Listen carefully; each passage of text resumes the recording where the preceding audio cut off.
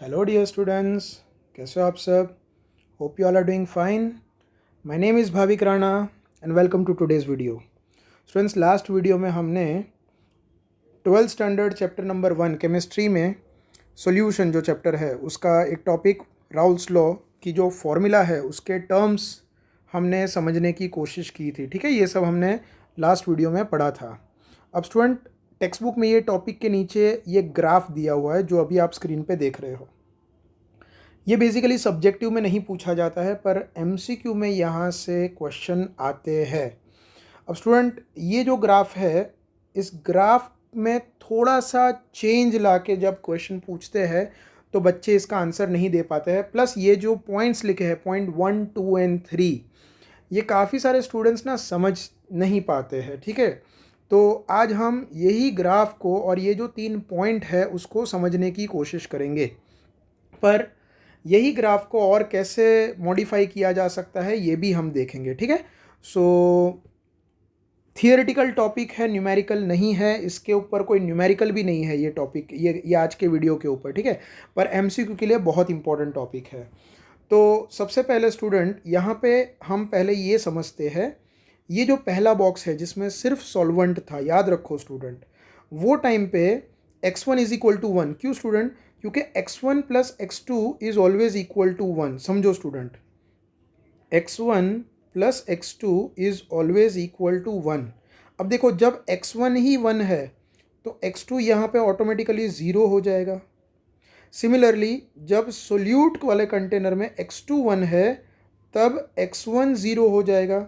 अब student, x1 x2 की value 1 0 कैसे डिसाइड होती है? तो समझो स्टूडेंट, x1 x जो है वो मोल फ्रैक्शन है.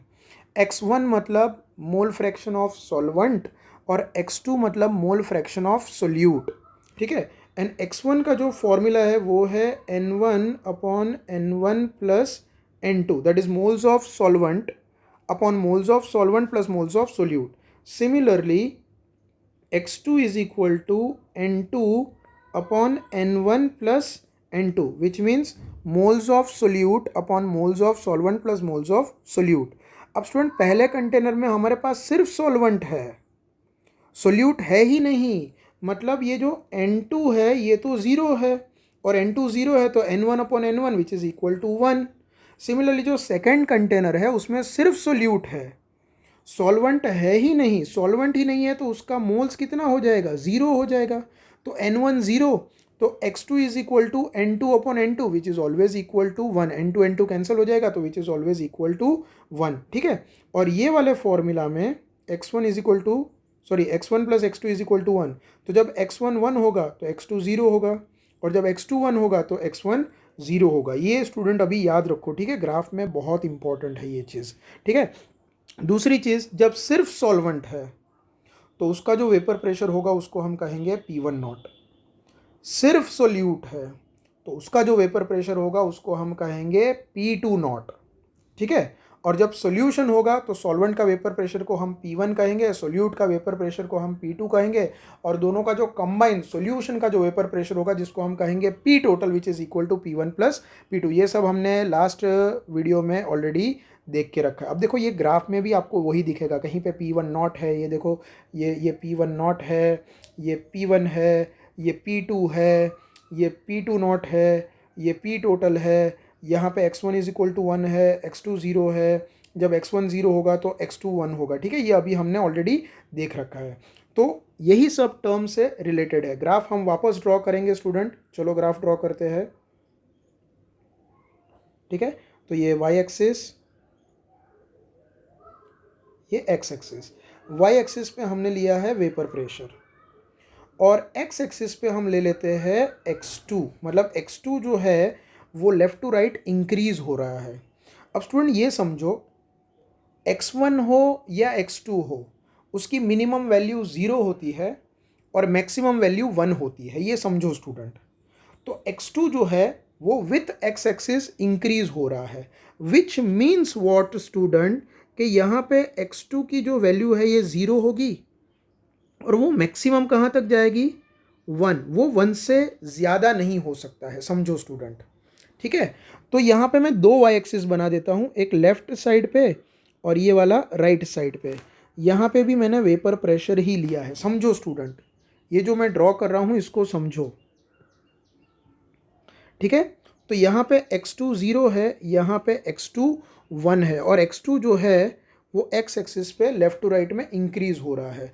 अब स्टूडेंट हम ये भी जानते हैं कि जब x2 0 होगा तो x1 क्या हो जाएगा 1, और जब x2 2 होगा तो x1 हो जाएगा 0। ये समझो स्टूडेंट, इसका बाद में काम लगेगा। अब स्टूडेंट ये जो ग्राफ है हम ये एज्यूम करके चलते हैं कि जो आपका सॉल्वेंट है it is more volatile than solute. समझो ये एजम्पशन हम सपोज करके चलते हैं, suppose solvent is more volatile than solute, ठीक है। ये हमने एजम्पशन किया, उल्टा भी हो सकता है, वो भी केस देखेंगे, ठीक है। पर हमने ये एजम्पशन किया that solvent is more volatile than solute. Volatile का मतलब क्या स्टूडेंट, कि लिक्विड में से इजीली वेपर स्टेट में जाना। जो जितना ज़्यादा इजीली जाएगा लिक्विड में से वेपर स्टेट में वो ज़्यादा वॉलेटाइल। फॉर एग्जांपल पेट्रोल और पानी की अगर हम बात करें, दोनों लिक्विड स्टेट में है पेट्रोल और पानी, कौन इजीली इवोपरेट होगा, पेट्रोल, राइट। पेट्रोल जो है वो जल्दी वेपर फेज में कन्वर्ट हो जाएगा। तो we can say that petrol is more volatile than water, right.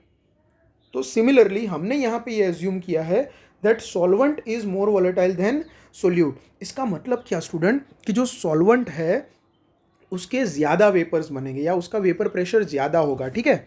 Pure solvent का वेपर प्रेशर प्योर सोल्यूट के वेपर प्रेशर से ज़्यादा होगा, समझो student, which means P1 not is greater than P2 not, ठीक है। ये एजम्पशन का ये मीनिंग हुआ। अब स्टूडेंट ये समझो, ये वाला जो पॉइंट है ये वाला, ठीक है, where x2 is equal to 0, students x2 is equal to 0 and x1 is equal to 1। समझो स्टूडेंट यहाँ पे ये हमने देखा है, देखो यहाँ पे x1 1 है, x2 0 है, ठीक है। वो टाइम पे जो वेपर प्रेशर है उसको हम P1 नॉट कहेंगे। सिमिलरली जब x2 1 है, देखो ये x2 1 है, वो टाइम पे जो वेपर प्रेशर है उसको हम P2 नॉट कहेंगे, क्योंकि वहाँ पे सॉल्वेंट है ही नहीं। जब x1 1 है बराबर, तो जब x1 1 है तब जो वेपर प्रेशर होगा वो P1 नॉट होगा, क्योंकि सोल्यूट है ही नहीं, तो सोल्यूट का वेपर प्रेशर कैसा। सिमिलरली जब प्योर सोल्यूट है तब x2 1 है, तब जो वेपर प्रेशर होगा that will be because of pure solute, जिसको हम P2 नॉट कहेंगे, ठीक है। तो यही चीज़ हमें ग्राफ में बतानी है। तो देखो स्टूडेंट, P1 नॉट कब होगा, जब प्योर सॉल्वेंट होगा, तो वो ये वाला पॉइंट है, ये वाला साइड है, ये वाला साइड समझो, जहाँ पे हमारे पास प्योर सॉल्वेंट है, सोल्यूट है ही नहीं, ओनली सॉल्वेंट प्रेजेंट है यहाँ पे। और जो राइट हैंड साइड है, जब x2 1 है, यहाँ पे ओनली सोल्यूट प्रेजेंट है, सॉल्वेंट है ही नहीं स्टूडेंट। और हमने ये एजम्पशन है that P1 naught is greater than P2 not. तो यहाँ पे स्टूडेंट y एक्सिस पे हम सोल्यूट और सॉल्वेंट का वेपर प्रेशर डिनोट करेंगे, समझो स्टूडेंट। तो लेफ्ट हैंड साइड पे सिर्फ सॉल्वेंट है, तो ये वाली साइड सॉल्वेंट का वेपर प्रेशर होगा, और right hand side y axis पे सिर्फ सोल्यूट प्रेजेंट है, तो ये वाली साइड सोल्यूट का वेपर प्रेशर होगा, ठीक है। और हमने ये एजम्पशन किया है that vapour pressure of pure solvent is greater then vapour pressure of pure solute. तो मान लो सॉल्वेंट का वेपर प्रेशर मैं यहाँ पे बताता हूँ, सपोज ये एजम्पशन है, ठीक है, यहाँ पे मैंने बता दिया। तो सोल्यूट का वेपर प्रेशर ये देखो, इट शुड बी लेस, तो that should be somewhere around here, मतलब ये जो है उससे कहीं पे भी नीचे होना चाहिए, ठीक है। अब मैं बाकी की चीज़ें मिटा देता हूँ ताकि कन्फ्यूजन ना रहे, ठीक है। तो ये वाला जो पॉइंट है ये सोल्यूट का वेपर प्रेशर होगा, तो ये वाला पॉइंट को मैं कहूँगा P1 नॉट और ये वाले पॉइंट को कहूँगा मैं P2 नॉट। ये समझना बहुत इंपॉर्टेंट है स्टूडेंट, ये एक एजम्पशन था, ठीक है। अब ये समझो स्टूडेंट कि यहाँ पे मेरे पास लेफ्ट हैंड साइड में सिर्फ सॉल्वेंट है, सोल्यूट है ही नहीं। अब जब मैं एक्स एक्सिस पे लेफ्ट टू राइट जा रहा हूँ तो ऐसा है कि सॉल्वेंट का मोल फ्रैक्शन धीरे धीरे कम होते होते 0 हो रहा है, और सोल्यूट का मोल फ्रैक्शन x2 0 से x2 1 धीरे धीरे बढ़ रहा है, ठीक है। तो यहाँ पे क्या होगा, जैसे जैसे मैं सोल्यूट ऐड करता जाऊँगा तो उसका वेपर प्रेशर धीरे धीरे बढ़ेगा, राइट। सोल्यूट का वेपर प्रेशर धीरे धीरे बढ़ेगा। तो जब लेफ्ट हैंड साइड पे ये पॉइंट पे, ये जो पॉइंट आप देख रहे हो, आई होप आपको ये कर्सर दिखाई दे रहा होगा, लेट मी, ओके, ये वाला पॉइंट दिखाई दे रहा है। यहाँ पे सोल्यूट है ही नहीं, सिर्फ सॉल्वेंट है, तो सोल्यूट का वेपर प्रेशर जीरो होगा। और जैसे जैसे हम आगे बढ़ रहे हैं एक्स एक्सिस पे, वैसे वैसे सोल्यूट का अमाउंट बढ़ रहा है, सॉल्वेंट का अमाउंट कम हो रहा है। तो जैसे जैसे सोल्यूट का अमाउंट बढ़ेगा तो उसका वेपर प्रेशर भी बढ़ेगा, यस और नो स्टूडेंट। तो उसका वेपर प्रेशर जो बढ़ेगा उसका ग्राफ जो है वो ऐसे जाएगा, लाइन थोड़ी टेढ़ी, हाँ ये हो गया, ठीक है। तो what is this line represents gradual increase of vapour pressure of solute, ठीक है। ये सोल्यूट का वेपर प्रेशर जिसको हम P2 से रिप्रेजेंट करेंगे, सोल्यूट का वेपर प्रेशर, ये क्या हुआ, P2 से रिप्रेजेंट करेंगे, ठीक है। सिमिलरली अगर हम लेफ्ट टू राइट जाए एक्स एक्सिस पे, तो देखो सॉल्वेंट का वेपर प्रेशर मोल फ्रैक्शन x1 1 है और यहाँ पे x1 0 है, मतलब धीरे धीरे सॉल्वेंट का अमाउंट कम हो रहा है और कम होते होते वो ज़ीरो हो रहा है। देखो यहाँ पे मैक्सिमम है 1 और यहाँ पे 0 हो गया है, मतलब कि सोल्यूट है ही नहीं। तो सोल्यूट नहीं है मतलब उसका वेपर प्रेशर ज़ीरो हो जाएगा। ये क्या हो रहा है, P2। तो सॉल्वेंट का वेपर प्रेशर जो है वो धीरे धीरे कम होगा और अल्टीमेटली ज़ीरो हो जाएगा। तो ये P1 का ग्राफ है स्टूडेंट, समझे। ये P2 का ग्राफ, ये P1 का ग्राफ, और P1 नॉट और P2 नॉट को मैं अगर ज्वाइन करूँ, ये P टोटल का ग्राफ हो जाएगा स्टूडेंट, ठीक है। ये P टोटल का ग्राफ हो जाएगा। अब ये ग्राफ और जो ऊपर वाला ग्राफ है आपको उल्टा दिखाई दे रहा होगा, क्यों स्टूडेंट, तो कंडीशन अलग है। देखो यहाँ पे क्या दिया है, P1 not is greater than P2 not, condition पूरी अलग हो गई, समझो। ग्राफ हम वापस ड्रॉ करते हैं, वापस ग्राफ ड्रॉ करेंगे सेम, ये एक y एक्सिस, ये एक x एक्सिस, ये दूसरी y एक्सिस, यहाँ पे x2 0 तो x1 1, यहाँ पे x2 1 मतलब के x1 0, और x एक्सिस पे मैंने x2 रखा है, y एक्सिस पे वेपर प्रेशर रखा है। नाउ ये एजम्पशन इस ग्राफ के लिए था। मान लो हम उल्टा एजम्पशन करें, P1 naught is less than P2 not, तो स्टूडेंट मान लो मैं ये पॉइंट को P1 नॉट कहता हूँ, ठीक है, ये वाला, लेट अस से दिस इज P1 नॉट। क्यों यहीं पे P1 नॉट किया, क्योंकि ये देखो x1 इज इक्वल टू 1 है, सॉल्वेंट ही है, सोल्यूट है ही नहीं, और राइट हैंड साइड पे यहाँ पे सिर्फ सोल्यूट है। तो यहाँ पे जो वेपर प्रेशर होगा y एक्सिस पे वो P2 नॉट कहेंगे, एंड P2 नॉट की वैल्यू P1 नॉट से ज़्यादा होनी चाहिए। तो P1 नॉट की वैल्यू अगर यहाँ है तो P2 नॉट की वैल्यू उससे ऊपर कहीं पे भी हो सकता है, चलो यहाँ पे ले लिया, ठीक है। अब देखो x एक्सिस पे x2 इंक्रीज हो रहा है, मतलब x2 की वैल्यू धीरे धीरे बढ़ रही है, मतलब सोल्यूट का अमाउंट धीरे धीरे बढ़ रहा है। तो ये पॉइंट पे सोल्यूट ज़ीरो है, सोल्यूट का अमाउंट ज़ीरो है, और ये पॉइंट पे सोल्यूट का अमाउंट मैक्सिमम है ना, हाईएस्ट, सॉल्वेंट है ही नहीं वहाँ पे। तो जैसे जैसे सोल्यूट का अमाउंट बढ़ेगा तो उसका वेपर प्रेशर बढ़ेगा, तो वो ग्राफिकली हम ऐसे रिप्रेजेंट करेंगे, ठीक है। So this is P2, vapour pressure of solute ऐसे बढ़ेगा। अगेन ये पॉइंट पे सॉल्वेंट मैक्सिमम है, देखो x1 इज इक्वल टू 1, और यहाँ आते आते सॉल्वेंट ज़ीरो हो गया है ना। तो सॉल्वेंट का अमाउंट जैसे जैसे कम होगा उसका वेपर प्रेशर भी कम होगा, तो उसको ऐसे रिप्रेजेंट करेंगे। तो ये P1 का ग्राफ हुआ, और P1 नॉट और P2 नॉट को अगर हम कनेक्ट करें तो ये P टोटल का ग्राफ हो जाएगा, ठीक है स्टूडेंट। ओके, अब स्टूडेंट ये जो हमने ग्राफ बनाए दोनों, उसमें हमने x एक्सिस पे x2 लिया था। मान लो हम अगर x एक्सिस पे x1 ले, यही ग्राफ वापस बनाते हैं स्टूडेंट। अब मान लो एग्जाम में यही ग्राफ पूछा थोड़ा अलग तरीके से, यहाँ पे y एक्सिस पे तो वेपर प्रेशर लिया, पर यहाँ पे ले लिया x1, सपोज x1 लिया, मतलब x एक्सिस पे x1 इंक्रीज हो रहा है, मतलब यहाँ पे x1 जो है ये ज़ीरो होगा, और ये पॉइंट पे यहाँ पे हम वापस ग्राफ बना देते हैं, अरे y एक्सिस बना देते हैं, ठीक है। अगर x1 यहाँ पे ज़ीरो है तो x1 यहाँ पे 1 हो जाएगा, विच इनडायरेक्टली सेज कि ये पॉइंट पे x2 1 होगा और यहाँ पे x2 0 हो जाएगा। अब देखो स्टूडेंट, यहाँ पे x2 इंक्रीज हो रहा था ये, और x1 इंक्रीज हो रहा था लेफ्ट, राइट टू लेफ्ट।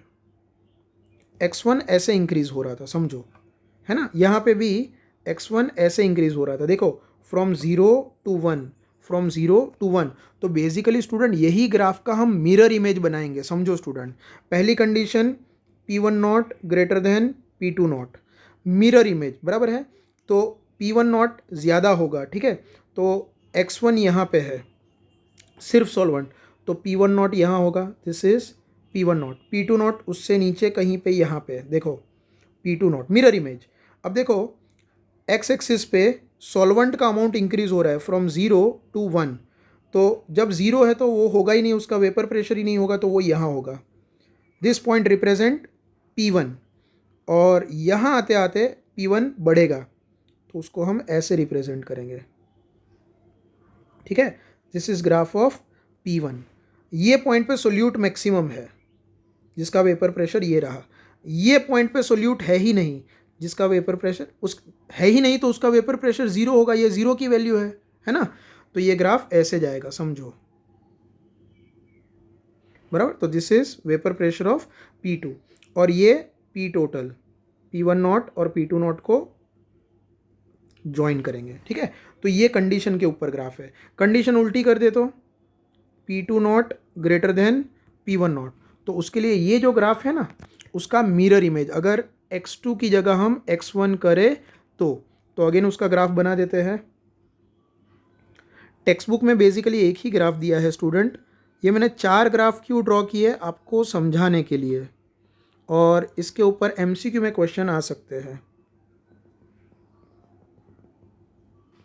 ठीक है।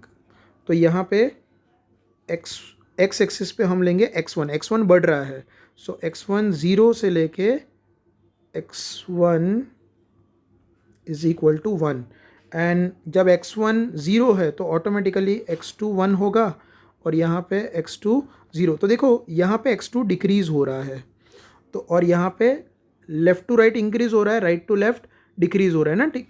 तो ये वाला जो ग्राफ है उसका एग्जैक्ट मिरर इमेज बनाएंगे, ठीक है। अब यहाँ पे समझो स्टूडेंट, यहाँ पे मेरे पास सिर्फ सोल्यूट है, राइट हैंड साइड पे सिर्फ सॉल्वेंट है, और हमने ये एज्यूम किया P2 naught is greater than P1 not, तो मान लो P2 नॉट यहाँ होगा और P1 नॉट की वैल्यू उससे कम, ठीक है। अब ये पॉइंट पे सॉल्वेंट है ही नहीं, और यहाँ से लेके यहाँ आने तक सॉल्वेंट का अमाउंट बढ़ रहा है, तो उसका वेपर प्रेशर भी बढ़ेगा। So this is P1। ये पॉइंट पे सोल्यूट मैक्सिमम है, देखो x2 इज इक्वल टू 1, और राइट हैंड साइड पे सोल्यूट 0 है, जो चीज़ है ही नहीं उसका वेपर प्रेशर भी 0 हो जाएगा। सो सोल्यूट का वेपर प्रेशर डिक्रीज होते होते 0 हो जाएगा ऐसे। सो दिस इज P2, और ये लाइन को अगर हम ज्वाइन करेंगे तो ये बन जाएगा P टोटल। ग्राफ समझ में आ रहे हैं स्टूडेंट? 4 ग्राफ है बेसिकली, है ना, जिसमें एक्स सॉल्वेंट का अलग ग्राफ है, सोल्यूट का भी अलग ग्राफ है, तो बेसिकली 8 ग्राफ है अगर देखा जाए तो, हर एक लाइन को देखे, है ना, और अलग अलग कंडीशन, और एक्स एक्सिस पे हमने x2 लिया है कि x1 लिया है, ये समझो। अब स्टूडेंट ये अगर ग्राफ समझ लेते हो, उसके बाद ये पॉइंट समझना बहुत इंपॉर्टेंट है। देखो क्या लिखा है, following conclusion can be drawn from equation 1.6। कौन सा इक्वेशन है ये वाला, ये, ठीक है, जो टेक्स्ट बुक में है। क्या लिखा है, total vapour pressure over the solution can be related to the mole fraction of any one component. अब स्टूडेंट ये समझो, यहाँ पे ये मैंने टोटल प्रेशर है, तो मोल फ्रैक्शन ऑफ सोल्यूट x2 से रिप्रेजेंट किया हुआ है, देखो इसमें x1 है ही नहीं, और ये जो फॉर्मूला हमने डिराइव की थी लास्ट वीडियो में, इसमें देखो ये x1 है, समझो ये x1 है, ठीक है, और यहाँ पे x2 है, तो चाहे आप x1 या x2 दोनों से रिप्रेजेंट कर पाओगे, समझो।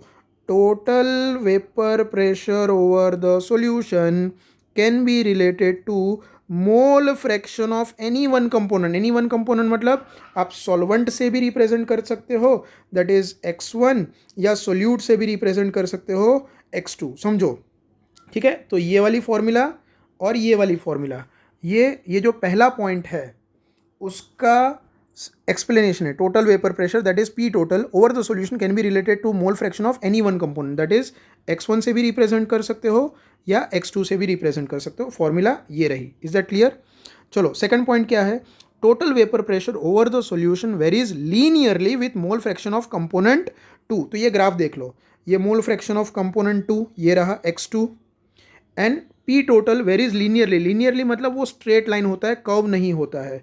तो वो स्ट्रेट लाइन ये रहा, देखो ये रहा, ये straight line P total. Linearly मतलब स्ट्रेट लाइन है ना? Total vapour pressure over the solution varies linearly with mole fraction of component 2। Mole fraction of component 2 क्यों लिखा है यहाँ पे? क्योंकि यहाँ पे x2 है। ज़रूरी नहीं कंपोनेंट 2 ही हो, कंपोनेंट 1 भी हो सकता है। उसके ग्राफ हमने ये रहे नीचे बना दिए, ये कंपोनेंट 1 के ग्राफ है। देखो कंपोनेंट 1 इंक्रीज हो रहा है, ठीक है, लेफ्ट टू राइट। दोनों ही केस में कंपोनेंट 1 हो या 2 हो, टोटल वेपर प्रेशर जो है वो लीनियरली वेरी करेगा। लीनियरली मतलब स्ट्रेट लाइन होगा, वो कर्व नहीं बनाएगा। अब थर्ड पॉइंट बहुत इंपॉर्टेंट है स्टूडेंट, समझो। Depending on the vapour pressure of pure component 1 and 2, total vapour pressure over the solution decreases और increases with the increase in mole fraction of component 1 कर दिया। अब यहाँ पे देखो, जो ये वाला ग्राफ है ये कंपोनेंट 2 का ग्राफ है। कंपोनेंट 1 भी है अगर हम राइट से लेफ्ट जाए तो, पर मैंने वो ग्राफ अलग कर दिए है। देखो ये पहले दो ग्राफ, ये और ये कंपोनेंट 2 के ग्राफ है, और ये कंपोनेंट 1 मतलब x1 से जब रिलेट करते हैं ये। तो क्या लिखा है student? Depending on vapour pressure of pure component 1 and 2। तो ये डिपेंडिंग किस चीज़ पे डिपेंड? ये एजम्पशन, ये जो एजम्पशन किया ना, कौन सा ज़्यादा वॉलेटाइल है। तो जो ये लेफ्ट हैंड साइड वाले ग्राफ है, ये वाला और ये वाला, उसमें सेम एजम्पशन है, P1 naught is greater than P2 naught, मतलब कि solvent is more volatile than solute. और जो राइट हैंड साइड वाले ग्राफ है उसमें P2 naught is greater than P1, मतलब solute is more volatile than solvent.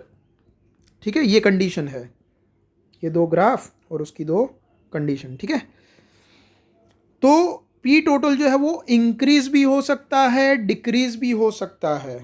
ठीक है, जैसे यहाँ पे देखो, ये पी टोटल का ग्राफ डिक्रीज हो रहा था, इंक्रीज हो रहा है, इंक्रीज हो रहा है, और ये डिक्रीज हो रहा है। समझो ये है कि नहीं? तो वो डिपेंड करता है सिचुएशन क्या है, हमने क्या एजम्पशंस लिए हैं। और यहाँ पे कंपोनेंट 1 है, मान लो कंपोनेंट 1 के रिस्पेक्ट में वो इंक्रीज हो रहा है, तो कंपोनेंट 2 के रिस्पेक्ट में वो डिक्रीज होगा। कंपोनेंट 1 के रिस्पेक्ट में डिक्रीज हो रहा है तो कंपोनेंट 2 के रिस्पेक्ट में इंक्रीज होगा। देखो यहाँ पे देखो, लेफ्ट हैंड साइड के दोनों ग्राफ में एजम्पशन सेम है। तो कंपोनेंट 2 की जब बात कर रही है पहले ग्राफ, तो पी टोटल डिक्रीज हो रहा है, और वही सिचुएशन में कंपोनेंट 1 की जब बात करें तो ग्राफ इंक्रीज हो रहा है, ये देखो।